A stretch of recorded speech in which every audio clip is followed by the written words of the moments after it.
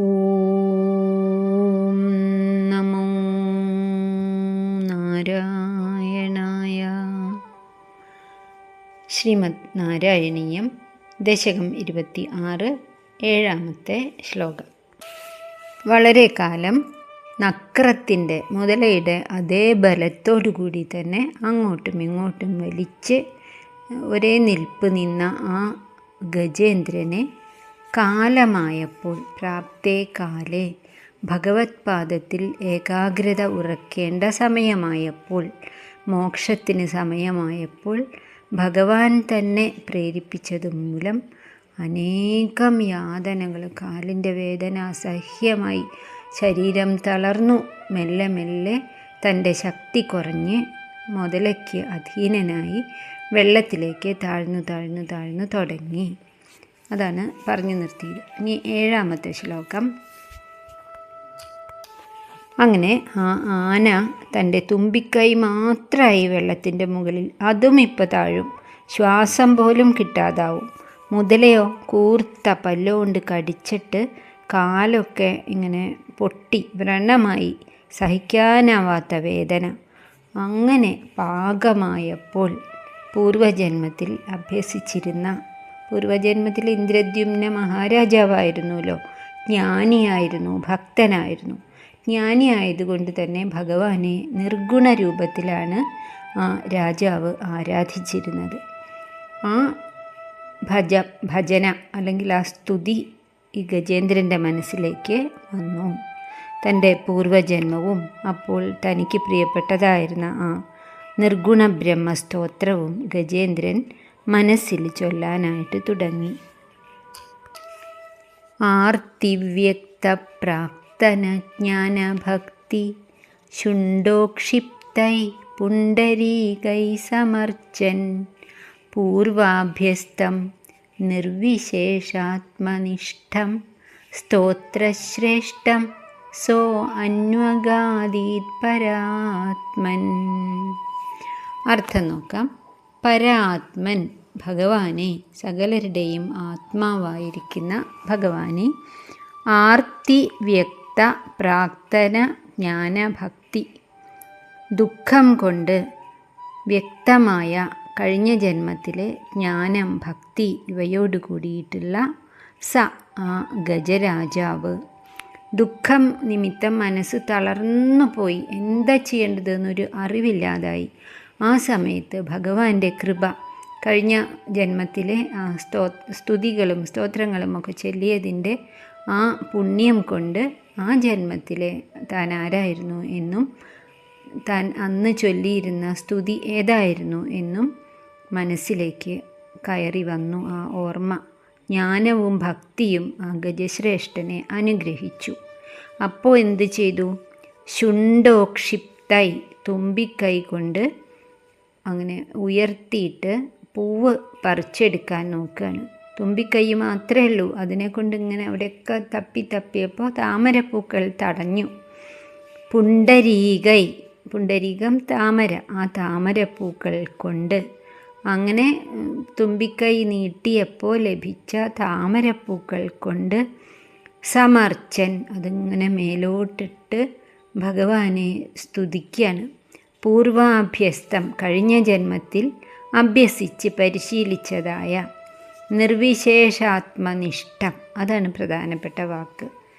ഭഗവാനെ, ശിവനെ അല്ലെങ്കിൽ ബ്രഹ്മാവിനെ അല്ലെങ്കിൽ വിഷ്ണുവിനെ എന്ന് പറഞ്ഞല്ല, അനന്ത നാഗത്തിൻ്റെ മുകളിൽ കിടക്കുന്ന ശംഖചക്രഗദാധാരിയായ വനമാല ധരിച്ച അങ്ങനെയൊന്നും പറയാതെ നിർഗുണ ബ്രഹ്മത്തെ സംബന്ധിച്ചിട്ടുള്ള നിർവിശേഷാത്മനിഷ്ഠം ആയിട്ടുള്ള സ്തോത്രശ്രേഷ്ഠം, ശ്രേഷ്ഠമായ സ്തോത്രത്തെ അന്വഗാദീത്, ഒരിക്കലല്ല ഇടവിടാതെ അന്വഗാദീത്, ഗജേന്ദ്രൻ ആപത്തിനെയൊക്കെ മറന്ന് മനസ്സിൽ ഉരുവിടാൻ തുടങ്ങി. ആർത്തിവ്യക്ത പ്രാക്തന ജ്ഞാനഭക്തി സ, ആർത്തി കൊണ്ട്, അത്യധികമായിട്ടുള്ള ദുഃഖം കൊണ്ട്, വേദന കൊണ്ട് പണ്ടത്തെ ജ്ഞാനവും ഭക്തിയും വ്യക്തമായ സ ആ ഗജേന്ദ്രൻ ശുണ്ഡോക്ഷിപ്തൈ പുണ്ടരീകൈ ശുണ്ഠം എന്ന് പറഞ്ഞാൽ തുമ്പിക്കൈ കൊണ്ട് ഉക്ഷിപ്തം മേൽപോട്ടിങ്ങനെ എറിഞ്ഞ പുണ്ടരീകങ്ങൾ കൊണ്ട് താമരപ്പൂക്കൾ കൊണ്ട് സമർച്ചയൻ ഭഗവാനെ അർച്ചന ചെയ്തു. കൂടാതെ പൂർവാഭ്യസ്തം മുൻജന്മത്തിൽ പഠിച്ചതായ നിർവിശേഷാത്മനിഷ്ഠം, പ്രത്യേകിച്ച് ഒരു രൂപമോ നാമമോ ഒന്നും ഇല്ലാത്തതായ ആ സ്തോത്രം, ആത്മാവിനെ സംബന്ധിച്ച ആത്മനിഷ്ഠമായിട്ടുള്ള ആ സ്തോത്രശ്രേഷ്ഠം ഉത്തമമായിട്ടുള്ള ആ സ്തോത്രത്തെ അന്വഗാതിർ നിരന്തരം മനസ്സിൽ ഉരുവിട്ടുകൊണ്ടിരുന്നു. മുൻജന്മത്തിലെ ആ മഹാരാജാവ് ഭക്തിയും ജ്ഞാനവുമൊക്കെ സാക്ഷാത്കരിച്ചിരുന്നു. ഭഗവാനിലേക്ക് അടുക്കാറായത് തന്നെയാണ്. പക്ഷേ അപ്പോഴാണ് ഈ ശാപം വന്നതും ഒരു ആനയായിട്ട്, ഒരു ജന്തുവായിട്ട് തീർന്നതും. അപ്പോൾ ജന്തുക്കൾക്ക് സാധാരണമായിട്ടുള്ള സ്വഭാവമൊക്കെയല്ലേ ആ ആനയ്ക്കും ഉണ്ടാവുക.